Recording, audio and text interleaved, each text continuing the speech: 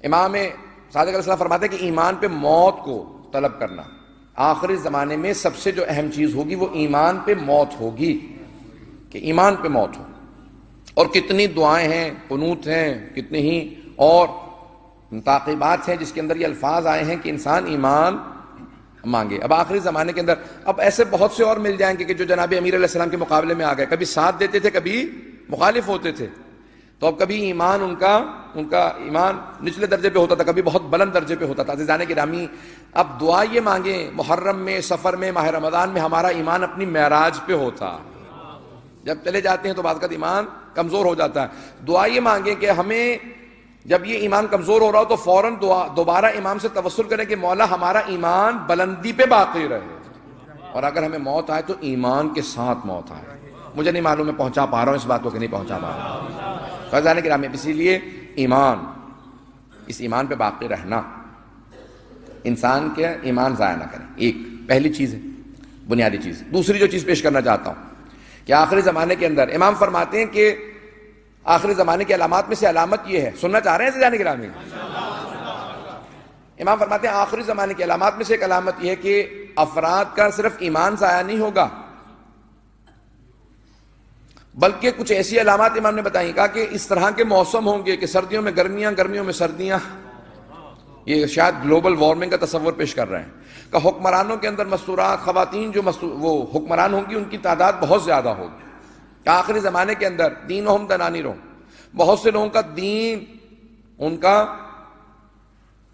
کی کرنسی، ان کی دولت ہو جائیں گی، وہ اسی کو اپنا دین سمجھنے لگیں گے۔ سخت جملے ہیں لیکن اب سن لیجئے گا سب لوگ۔ پھر کیا قبلتہم نساء، ان کی جو بیویاں ہوں گی وہ ان کا قبلہ و کعبہ بن جائیں گی۔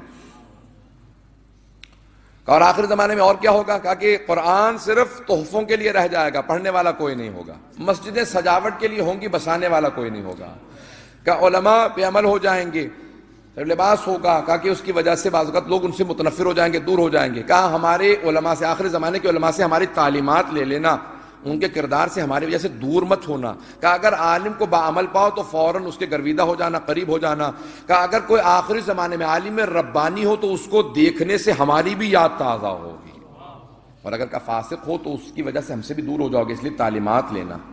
خدا ایسے وقت سے محفوظ رکھے کہ ہم ہر برائی سے محفوظ رہیں۔ توجہ تو ہے مجمع کی میرے ساتھ؟ تھوڑی سی دیر اور چلیں گے میرے ساتھ؟ وہاں ذرا تھوڑی سی تلخ اور سخت باتیں سن لیجیے کہ آخری زمانے سے متعلق ہیں۔ کہا اور کیا ہوگا مولا، کیا ہو جائے گا آخری زمانے کے اندر؟ کہا ایک ایسی کیفیت ہوگی کہ 3 کیفیتیں طاری ہوں گی۔ پیغمبر اسلام نے کہا یأتی علی الناس زمان، لوگوں پہ ایک ایسا وقت آئے گا، ایسا زمانہ آئے گا کہ یذهبون من العلماء، لوگ یفرون من العلماء، لوگ علماء سے ایسے فرار کریں گے، کما تفر الذئب غنم عن الذئب، جیسے بھیڑ بکریاں بھیڑیے سے فرار کرتے ہیں، کہ لوگ علماء سے دور اتنے ہو جائیں گے، ان کو دین کا دشمن سمجھنے لگیں گے۔ کہ پھر یا رسول اللہ پھر اس کے بعد کیا ہوگا؟ کہ اس کے بعد 3 چیزیں ہو جائیں گی۔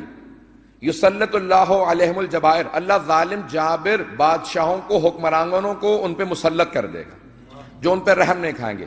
یذهب البرکۃ من مالہم، ان کے مال اور دولت سے برکت اٹھ جائے گی، جتنا بھی کما لیں گے پورا نہیں پڑے گا۔ اور یذهبون من الدنیا بلا ایمان، اور دنیا سے بے ایمان اٹھیں گے، کیونکہ آخری وقت میں کوئی ان کو ائمہ کے نام کہلانے والا نہیں ہوگا، کوئی یاسین پڑھنے والا نہیں ہوگا، سورہ صافات دہرانے والا نہیں ہوگا۔ کہ آخری زمانے کے اندر بہت سے لوگ اس لیے بھی بے ایمان چلے جائیں گے کیونکہ علماء سے، علم سے دور ہو جائیں گے۔ عزیزان گرامی، جتنا ہو سکے اپنے بچوں کو دین بھی سکھائیں، دیندار بھی بنائیں، اور علماء کی صحبت بھی اختیار کرنے کا ان کو یہ سبق دیں۔ عزیزان گرامی، اب کیا ہوگا آخری زمانے میں؟ امام نے فرمایا کہ سب سے زیادہ جو دشواری ہوگی وہ حج و زیارات کے لیے ہوگی۔ ایک ایسا دور آ جائے گا کہ لوگ جو امیر ہوں گے وہ حج اس لیے کیا کریں گے کہ وہاں پہ جا کے ہالیڈے کر لیں، کوئی اچھا ہوٹل مل جائے، چلیں ہالیڈے پہ جانا ہے تو میں لندن کیوں جاؤں، پیرس کیوں جاؤں، میں مکے چلا جاؤں گا، مدینہ چلا جاؤں گا، کہیں اور چلا جاؤں گا۔ یہ سب باتیں سن لیجئے تھوڑی سی۔